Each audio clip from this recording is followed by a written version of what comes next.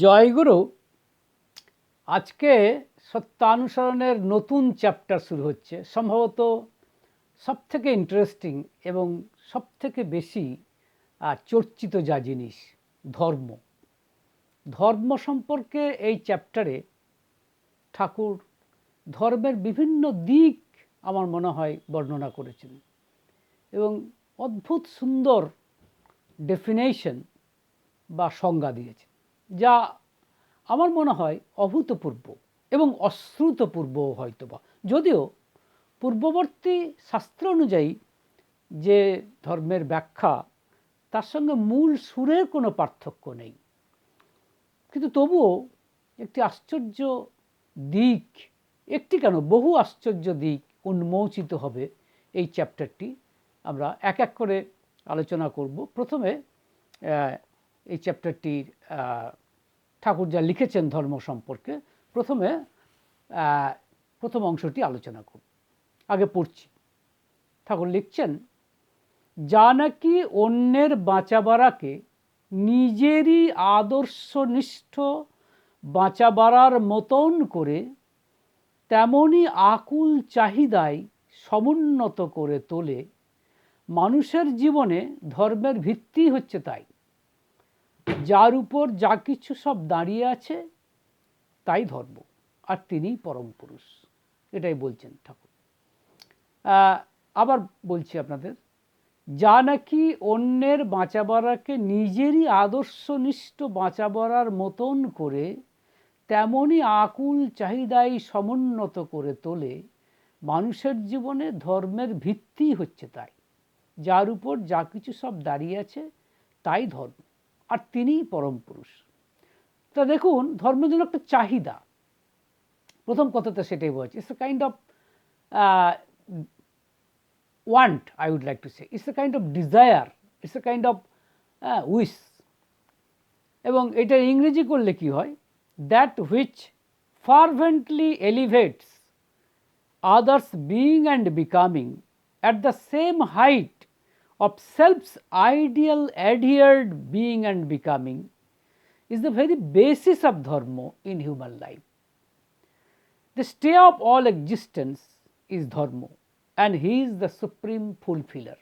আবার বলছি, that which fervently elevates others being and becoming at the same height of self's ideal adhered being and becoming is the very basis of dharma in human life. The stay of all existence is dharma, and he is the supreme fulfiller. তো এবার কি বক্তব্যটা, তার মানে একটা চাহিদা। কি চাহিদা? অন্যের বাঁচাবাড়াকে। ভারী আশ্চর্য কথা, কারণ আমাদের সাধারণ যা ধারণা তার সঙ্গে যেন খাপ খায় না। সেই জন্য হেমকবি ঠাকুর সম্পর্কে একটি গান লিখেছিলেন ঠাকুরকে উদ্দেশ্য করে, এসেছে মজার মানুষ যার সাথে কারো মেলে না। কারণ আমরা সাধারণত কি বলি, না আপনি বাজলে বাপের নাম বা এই ধরনের কথাবার্তা বলি। আগে তো আমি, তারপরে তো অন্যরা। কিন্তু ঠাকুর তা বলছেন না। ঠাকুর অন্যের বাঁচাবাড়াকে প্রথম কথা বলছেন অন্যের বাঁচাবাড়াকে, যে নিজের আদর্শনিষ্ঠ বাঁচাবাড়ার মতো করে চাহিদায়, মানে যাকে সমুন্নত করে তোলে, অর্থাৎ এক করে তোলে, মানুষের জীবনে ধর্মের ভিত্তি হচ্ছে তাই। এখন একটা উদাহরণ দিলে সম্ভবত আপনারা বুঝতে পারবেন। ঠাকুর অনুকূলচন্দ্র যখন কলকাতা থেকে ডাক্তারি বিদ্যা আয়ত্ত করে গ্রামে ফিরছেন এবং গ্রামে গিয়ে ডাক্তারি শুরু করছেন, তখন তিনি দেখছেন সেই পাবনা, বর্তমান বাংলাদেশের পাবনা জেলার সন্নিকটে প্রত্যন্ত গ্রাম হিমায়তপুর, যেখানে শ্রী ঠাকুর অনুকূলচন্দ্রের জন্ম, সেখানে গিয়ে তিনি দেখছেন যে সেখানকার সমাজ তথাকথিত অসামাজিক লোকের দ্বারা অত্যন্ত ডমিনেটেড, বদমাইশি, শয়তানি, কুমতলবযুক্ত লোকের বাড়াবাড়ি। অর্থাৎ সোজা কথায় যদি বলা যায়, মানে ধর্ম যেন সেখানে ভ্রষ্ট হয়েছে এবং ভগবান এসেছেন ধর্মকে সংস্থাপিত করতে। তারপরে সেখানে দেখছি কিশোরী মোহন বলে একজন, যিনি পরবর্তীকালে শ্রী ঠাকুর অনুকূলচন্দ্রের পরম ভক্ত হয়ে দাঁড়িয়েছিলেন। তিনি কিন্তু প্রথম জীবনে খুব সুবিধার ছিলেন না এবং তার অনেক রকম দোষ ছিল, এবং খুব মজা করে তিনি পরবর্তী ক্ষেত্রে বলেছিলেন যদি জানতাম ঠাকুরকে পাবো তাহলে আরও যে পাপ আছে সেগুলোও করে নিতাম। খুব মজা করে বলেছিলেন। তো যাই হোক, তো কিশোরী মোহন তার অনেক রকম দোষ ছিল, নানা ধরনের দোষ, হ্যাঁ, চারিত্রিক দোষও ছিল এবং অন্যান্য দোষও ছিল। কিন্তু ঠাকুর কি দেখলেন? ঠাকুর দেখলেন একে বাঁচাতে হবে। বাঁচাতে হবে মানে কি? মানে কীরকম বাঁচাতে হবে? দেহে বেঁচে থাকবে, 100 বছর বেঁচে থাকবে না, তাকে বাঁচাতে হবে। কীরকম? তার আদর্শনিষ্ঠ বাঁচা বাড়ার মতো করে। এইখানেই প্রশ্নটা আসছে, কীরকম বাঁচা বাড়া? যে বাঁচা বাড়াটা কীরকম? যে বাঁচা বাড়া আমার মতে, যেখানে বাঁচা, তাহলে প্রশ্ন হচ্ছে বাঁচা বাড়া কাকে বলে ঠাকুরের কথায়। তার উত্তরও ঠাকুর দিয়েছেন দীপরক্ষী 2য় খণ্ডে। আপনারা দেখবেন যেখানে একজন জিজ্ঞেস করছেন বাঁচা বাড়ার মানদণ্ড কী, ঠাকুর উত্তর দিচ্ছেন, বেড়ে ওঠে বোধিতে, মেধায়, ব্যালেন্সে। আমরা অমর হতে চাই, চাই নেকটার মানে অমৃত, আর ওই যেভাবে পেতে পারি তা, আর তা যেভাবে পেতে পারি সেই চলনই বাঁচা বাড়া। অর্থাৎ কি বলতে চাইছেন? যে বাঁচা বাড়াটা অর্থাৎ ধর্মটা একটা চলন, যে চলনের ফলে আমরা অমৃতকে পেতে পারি, অর্থাৎ সোজা কথায় ভগবান হয়ে ওঠার সাধনা। এটাই হচ্ছে বাঁচা বাড়া, এটাই হচ্ছে ধর্ম। ইনফ্যাক্ট গীতা আপনারা জানেন সারা বিশ্বে এত তার মানে যেটাকে বলে এত তার খ্যাতি একটাই কারণে, দুটো কারণে mainly, because it speaks about immortality. এটা অমরত্বের কথা বলে, যে আমি ছিলাম, আমি আছি, আমি থাকবো, আমি শেষ হয়ে যাব না, আমি বাঁচতে চাই, আমি বাড়তে চাই। বাঁচা মানে এবার আমি সঠিকভাবে বাঁচতে চাই, আর বাড়া মানে আমি ব্রহ্ম থেকে এসেছি, আবার ব্রহ্মেই লীন হয়ে যাব। যাত্রাপথটা কত তাড়াতাড়ি পৌঁছানো যায়, তো এটা হচ্ছে বাড়া। তাহলে ঠাকুর বাঁচা বাড়ার মানদণ্ড বলছেন, এটাই বলতে চাইছেন যে আমরা অমর হতে চাই, চাই নেকটার মানে অমৃত, আর তা যেভাবে পেতে পারি সেই চলনই বাঁচা বাড়া। তো এই কিশোরী মোহনকে ঠাকুর সেই বাঁচা বাড়ায় নিয়ে আসতে চাইছেন। প্রশ্ন করতেই পারেন আপনারা যে নিজে বাঁচলেই তো হবে, নিজে ফলো করলেই তো হতো, কিশোরী মোহনের জন্য করতে হবে কেন? কিন্তু ন, তার কারণ তিনি জানেন সবাই আমরা সেই ঈশ্বর থেকে এসেছি, সেই ভগবান থেকে এসেছি, সেই ব্রহ্ম থেকে এসেছি। অর্থাৎ যার বিশ্বরূপ দর্শন হয়েছে সেই অন্যের জন্য ফিল করতে পারে। One can feel only when he knows the Vishwaroop. আপনারা জানেন গীতাতে 11 অধ্যায়টা হচ্ছে বিশ্বরূপ, এবং সেখানে 15 নম্বর শ্লোকে অর্জুন বলছেন, পশ্যামি দেবান তব দেব দেহে সর্বান তথা ভূত বিশেষ সংঘান ব্রহ্মাণম ঈশম কমলাসনস্থম ঋষিংশ্চ সর্বান উর্গান চ দিব্যান। এর মানে হচ্ছে যে I see all the gods and host of other classes of beings within you, within your body. আমি তোমার মধ্যে সবাইকে দেখতে পাচ্ছি। And Brahma the ruler sitting on a lotus seat, and also the sages and also other serpents. মানে হচ্ছে আমি সবাইকে তোমার মধ্যে দেখতে পাচ্ছি। সুতরাং ঠাকুর দেখলেন যে কিশোরী মোহন তো সেই তার থেকে এসেছে। অবশ্য আমি মনে করি ঠাকুর স্বয়ং ব্রহ্ম, তার কাছ থেকে এসেছে। কাজে যা তার কাছ থেকে এসেছে তাকে তিনি ঘৃণা করেন কি করে, তাই না? যস্তু সর্বাণি ভূতানি আত্মন্যেবানুপশ্যতি সর্বভূতানাম যস্তু সর্বাণি ভূতানি আত্মন্যেবানুপশ্যতি সর্বভূতেষু চ আত্মানম তত ন বিজুগুপ্সতে। মানে যে সবার মধ্যে নিজেকে দেখে এবং নিজের মধ্যে সবাইকে দেখে, অর্থাৎ বিশ্বরূপকে দেখে, সে কাউকে ঘৃণা করতে পারে না। মানে he who sees everybody within himself and sees him or her within others, he cannot simply say hate anybody. তো সেই হচ্ছে কথা। তিনি তাই ঠাকুর কিশোরী মোহনকে আদর্শের বাঁচা বাড়ার মতন করে আমরা দেখছি বাঁচাতে চাইছেন, তাই না? তাই যে জন্য, কারণ এইটাই হচ্ছে ধর্ম, অর্থাৎ সবার জন্য অমৃত কেনে দিতে হবে। আমি শুধু একা অমৃত চাইলে হবে না, কিন্তু not that I only enjoy the nectar, others will be deprived. No, this is not religion is all about. এটা কিন্তু ধর্ম নয়। তাই ঠাকুর এটাকে আমরা প্রথম ঠাকুরের কাছ থেকে জানতে পারছি যে ধর্ম কি। তাহলে ধর্ম হচ্ছে, ধর্মে আমি বলে কিছু নেই, সবটাই তুমি। ভারী আশ্চর্য, ধর্মে আমি বলে কিছু নেই, ধর্ম হচ্ছে তুমি। ইনফ্যাক্ট সবাই তাই বলেছেন, বিবেকানন্দ তিনিও তাই বলেছেন যে spiritualism is all about unselfishness. অনেকটা এরকম যে আধ্যাত্মিকতা মানে হচ্ছে নিঃস্বার্থপরতা, অর্থাৎ অন্যের জন্য করা। এখানে সমস্যা হচ্ছে ধর্ম করা বলতে সাধারণভাবে আমরা যেটা মনে করি, এই যে মন্দির মসজিদে গিয়ে বা মন্দিরে গিয়ে কি বলে ঘন্টা বাজানো, আপনার কি বলে ভগবানের কি বলে কীর্তন টীর্তনে ঊর্ধ্ববাহু হয়ে নৃত্য করা, এটা সামান্য একটা পার্ট মাত্র। As a matter of fact ধর্ম হচ্ছে নিঃস্বার্থপরতা। This is all about unselfishness. তাহলে হবে না কিন্তু। বা ঠাকুর এই কথাটাই বারবার আমাদের এই কথাটাই বলতে চাইছেন যে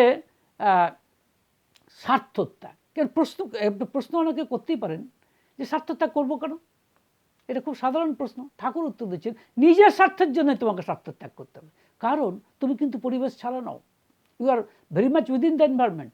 you cannot replace environment by anybody. In other words, you cannot disown the ambience or environment.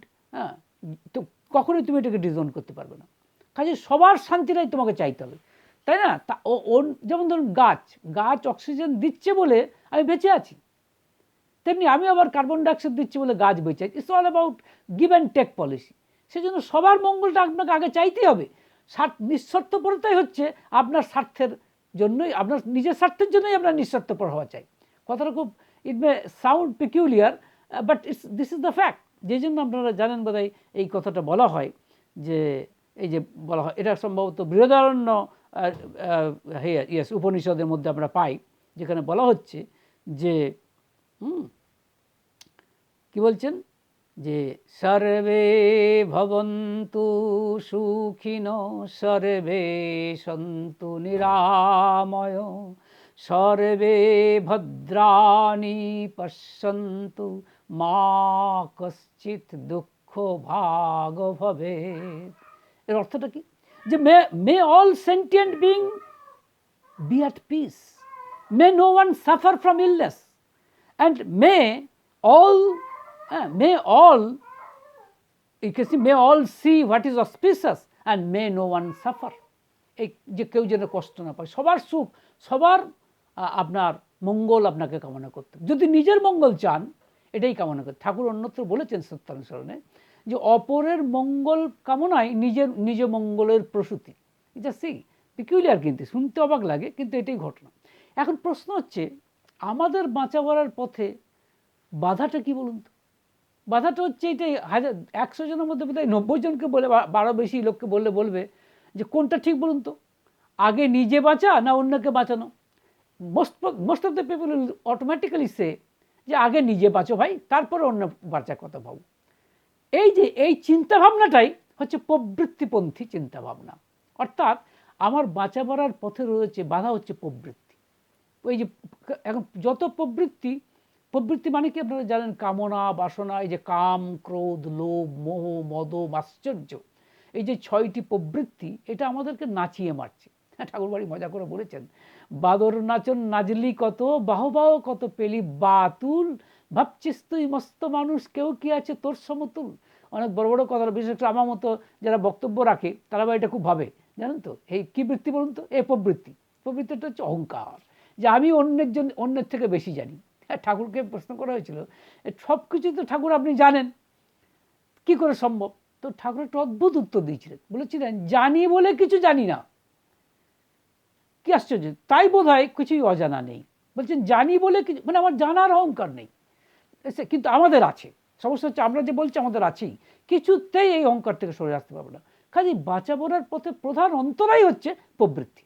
This is the you can say the principal barrier, insurmountable obstacle I would like to say. এত অসুবিধাজনক এই প্রবৃত্তি। এবং প্রবৃত্তির কিন্তু তাই বলে কি প্রবৃত্তি মাত্রই খারাপ? তা কিন্তু নয়।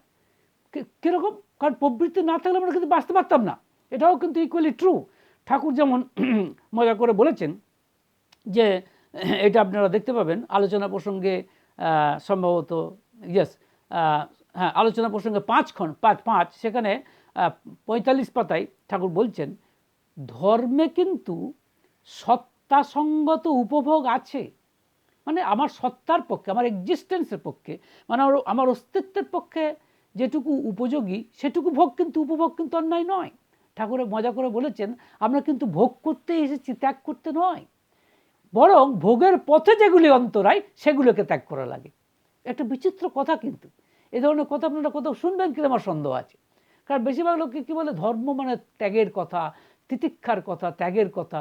ঠাকুর কিন্তু বলছেন আমরা জন্মেছি ত্যাগ করার জন্য নয়, ভোগ করার জন্য, বরং ভোগের পথে যেগুলি অন্তরায় সেগুলিকে ত্যাগ করা দরকার। যে কারণে, এবং এটা ভীষণ রকম গীতার সঙ্গে সংযুক্ত, কী করে বা সামঞ্জস্যপূর্ণ কী করে আমি সেটাই বলছি। তো ঠাকুর যেটা বলছেন আলোচনা প্রসঙ্গে 5 খণ্ডে, যে ধর্মে কিন্তু সত্তাসঙ্গত উপভোগ আছে। রসগোল্লাকে ইন্দ্রিয়জ বৃত্তি বলবে, হ্যাঁ বলবে, সংযমের বাঁধ ঠিক রেখে যদি উপভোগ করতে পারে তাতে দোষ কী? এটা কিন্তু ঠাকুরের কথা। অর্থাৎ আমি যদি দুটো রসগোল্লা খাই তাতে আমার তো সত্তা ভালো থাকবে, মানে আমার এই যে এক্সিস্টেন্স, আমার অস্তিত্ব বজায় থাকবে। কিন্তু ইয়েস, যখন দুটোর জায়গায় 200টা হয়ে যাবে, দ্যাট উইল বি ডেঞ্জারাস। সেটাই, সেই তখন প্রবৃত্তি শত্রু হয়ে উঠবে, তখন তাকে বলে রিপু। কিন্তু তার আগে তো রিপু নয়। এটাও কিন্তু ইকুয়ালি ট্রু। যে কারণে আমরা এই কথাই মানে বলতে চাইছেন ঠাকুর। এবং ভগবান শ্রীকৃষ্ণ কি বলছেন দেখুন, ভগবান শ্রীকৃষ্ণ এটা, ইয়েস, ভগবান শ্রীকৃষ্ণ এটা বলেছেন, আই থিঙ্ক এটা তিনি বলেছেন কোথায় যেন, আই থিঙ্ক যেটা বলতে চাইছেন যে এই যে কাম বা বলবানের যে বল, সেটা কিন্তু আমি করি, আমারই সৃষ্টি। এটা বলেছেন 7ম অধ্যায়ের 11 নম্বর শ্লোকে ভগবান শ্রীকৃষ্ণ বলছেন, বলম বলবতম চাহম কাম রাগ বিবর্জিতম ধর্ম বিরুদ্ধ ভূতেষু কামস্মি ভরতর্ষভ।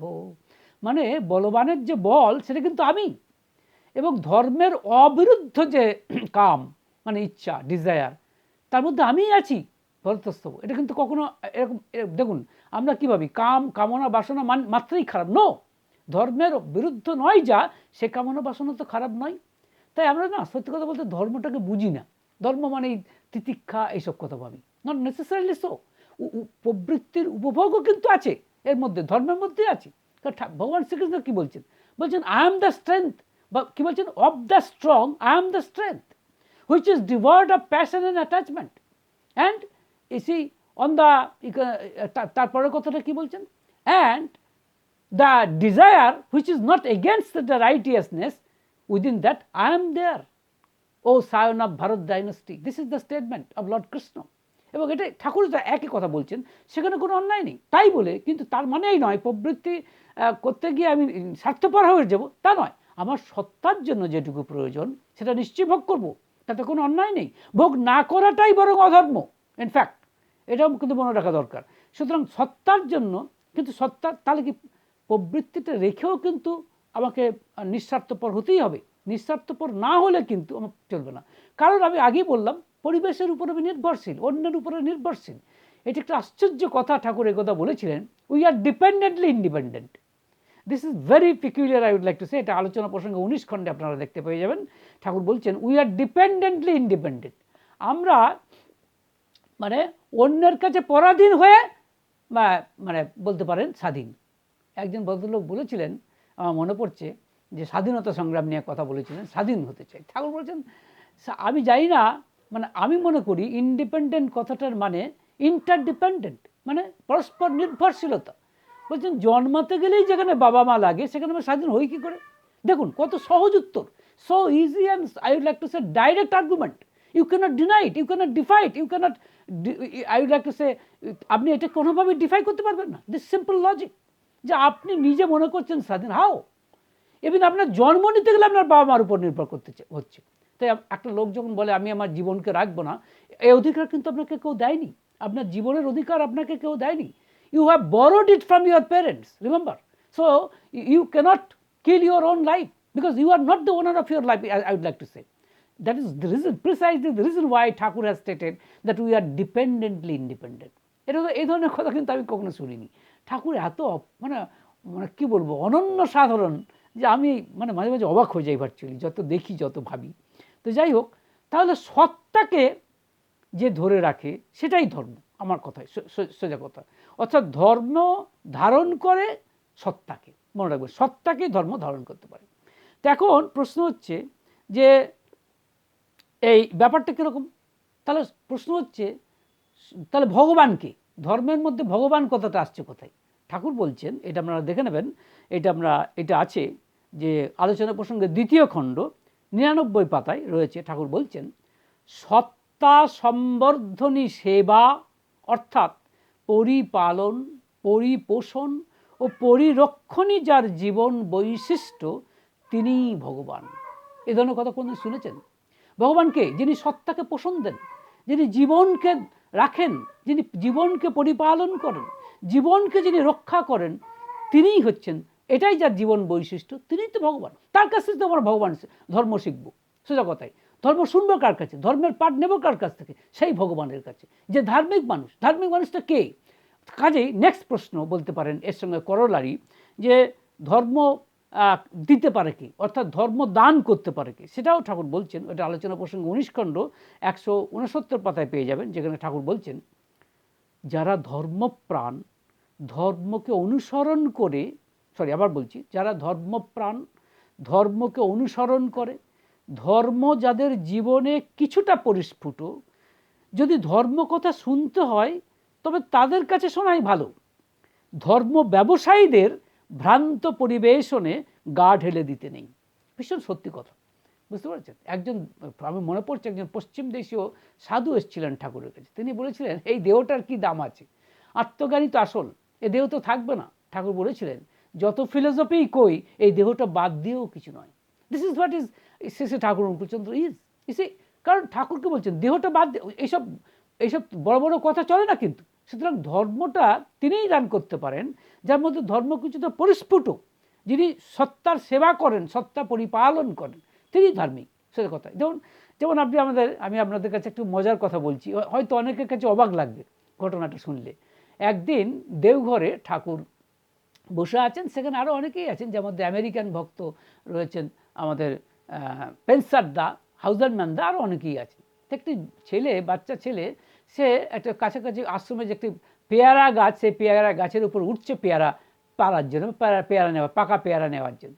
তো ঠাকুরের সেদিকে নজর গেছে। তো তিনি দেখে বলছেন, the boy seeking spiritualism is climbing the tree to eat guava. অনেকটা এরকম কথা বলছেন। The boy seeking spiritualism is climbing the tree to eat guava. বলছেন এই বাচ্চাটা মানে আধ্যাত্মিকতা নেবার জন্য, আধ্যাত্মিকতার জন্য সে গাছে উঠেছে, পেয়ারা গাছে উঠেছে পেয়ারা খাবার জন্য। তখন একজন বলছেন, এটা কি করে হয়? ও পেয়ারা তো খাচ্ছে নিজের স্বার্থে, তাই না? কি ঠাকুর বলছেন, তাতে কি হয়েছে? ও তো কারো অন্যায়ভাবে খাচ্ছে না, কারো ক্ষতি করে খাচ্ছে না। ও পেয়ারা খেয়ে যদি তার সত্তাকে পোষণ দেয়, মানে তার অস্তিত্বের পোষণ দেয়, তার মানে জীবনকে বাঁচিয়ে রাখে, সোজা কথায় যেটাকে বলে এক্সিস্টেন্সকে যদি বাঁচিয়ে রাখে, সেটাই তো ধর্ম। এটা তো কখনো শুনিনি। This is also religion is all about. তার সঙ্গে যোগ করছেন, তার সঙ্গে ওর যদি এরকমটা মনে হয় যে বাবার জন্য, ঠাকুরের জন্য একটা পেয়ারা নিয়ে যায়, তাহলে তো কথাই নেই। This was the statement of Shri Thakur Anukulchandra. একটু বোঝার চেষ্টা করুন। আমি নিজেও বোঝার চেষ্টা করছি, আমি এমন কথা বলছি না যে আমি সব বুঝে গেছি, কিন্তু ধর্ম কাকে বলে এটা বোঝাচ্ছেন ঠাকুর। কাজেই ঠাকুর বলছেন, যা মানে সোজা কথায় ধর্ম কি, যে যিনি ধারণ করে আছেন, তিনি কে? তিনি কি একটা আইডিয়া? নো, তিনি হচ্ছে একজন রক্ত মাংসের মানুষ, অর্থাৎ তিনি পরম পুরুষ, পরম পুরুষই ধর্ম। আমার মনে আছে যে সর্বাপ্রিয়ানন্দ মহারাজ রামকৃষ্ণ মশাই একদিন একটি ভিডিওতে দেখছিলাম যে একজন ভক্ত প্রশ্ন করেছেন যে ধর্মের কথাটা এক কথায় বুঝিয়ে দিন। মানে যেরকম আপনারা জানেন যে রামকৃষ্ণদেবকে সম্ভবত একজন জিজ্ঞেস করেছিলেন যে এক কথায় বুঝিয়ে দিন যে ধর্ম সম্পর্কে, ভগবান সম্পর্কে। তিনি বলেছিলেন যে ব্রহ্ম সত্য জগৎ মিথ্যা, এইরকম ধারণা করো। তারপরে তিনি চুপ করে গিয়েছিলেন। তো যাই হোক, কিন্তু সর্বাপ্রিয়ানন্দজিকে যখন এই কথাটা এক ভক্ত জিজ্ঞেস করছেন, ধর্ম কথাটা এক কথায় বুঝিয়ে দিন, ধর্ম বা সব কিছু মানে আধ্যাত্মিকতা, স্পিরিচুয়ালিজম, এভরিথিং, তখন সর্বাপ্রিয়ানন্দজি খুব মজা করে বলেছেন, তাহলে বলতে হয় ওই রামকৃষ্ণ। ঠিক, ওনার দিক থেকে উনি ঠিকই বলেছেন, দ্যাটস ট্রু। কারণ পরম পুরুষ হচ্ছেন রামকৃষ্ণ, যেমন আমাকে কেউ যদি বলে, if anyone asks me that what is religion is all about, or what is spiritualism all about, or what is religion spiritualism these are all about, আমি তো এক বাক্যে বলবো শ্রী ঠাকুর অনুকূলচন্দ্র, তিনিই পরম পুরুষ, তিনিই ধর্ম, তার জীবন চলনটাই হচ্ছে ধর্ম।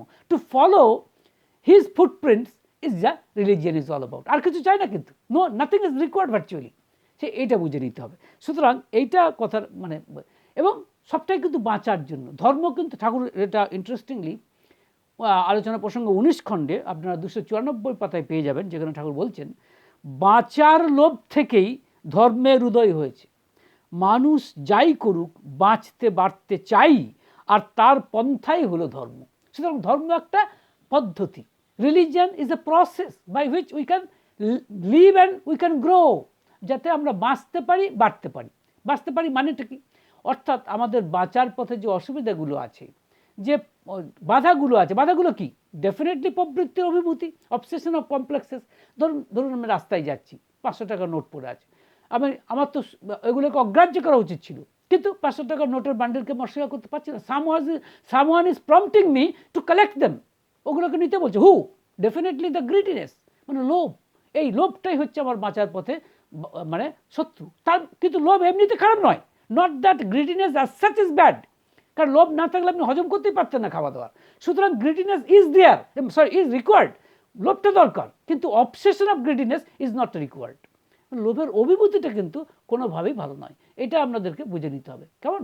সুতরাং প্রবৃত্তিকে ঠিক রেখে যদি আপনারা চলতে পারেন বাঁচা বাড়ার পথ, আর তার চলতেই হবে। একটা কথা আছে, গান আছে, সৎসঙ্গে প্রায় গাওয়া হয়, হে পথিক তব সম্মুখে আছে দুটি পথ, এক পথ জীবনের আর পথ মরণের, তুমি কোনটা বেছে নেবে, that is up to you.